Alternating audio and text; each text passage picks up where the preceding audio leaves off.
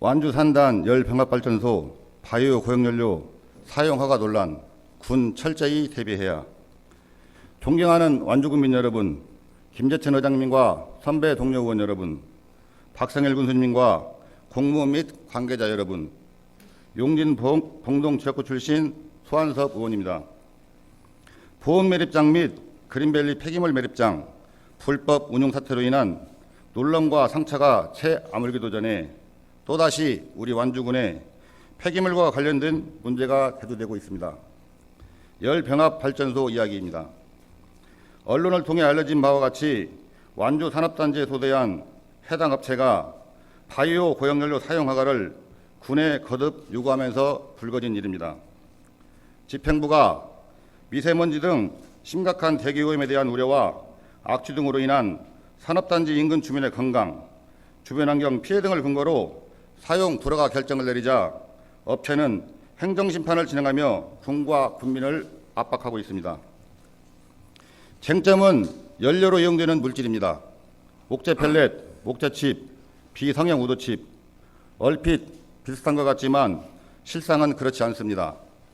목재 펠렛, 목재칩 등은 유해 물질에 오염되지 않는 순수 목재로 제조된 청정 연료인 반면 폐목재류, 폐지류, 농해 폐기물 같이 소위 가연성 폐기물을 압축시킨 바이오 고용연료는 연소 시 인체와 환경에 유해한 성분이 배출된다고 알려졌고, 이에 대전, 대구, 울산광역시 등을 비롯한 구미, 파주 등 전국에서 집단 민원이 발생하고 있는 실정입니다.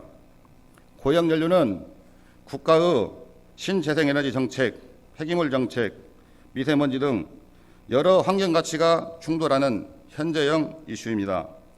다만 어떤 정책을 할지라도 예외 없이 최우선에 둬야 하는 것이 있습니다. 바로 주민의 안전권, 생존권입니다. 그간 완주군 폐기물 매립장에 관한 행정사무조사 특별위원회 활동을 통해 줄기차게 요구하고 강조해온 것이기도 합니다.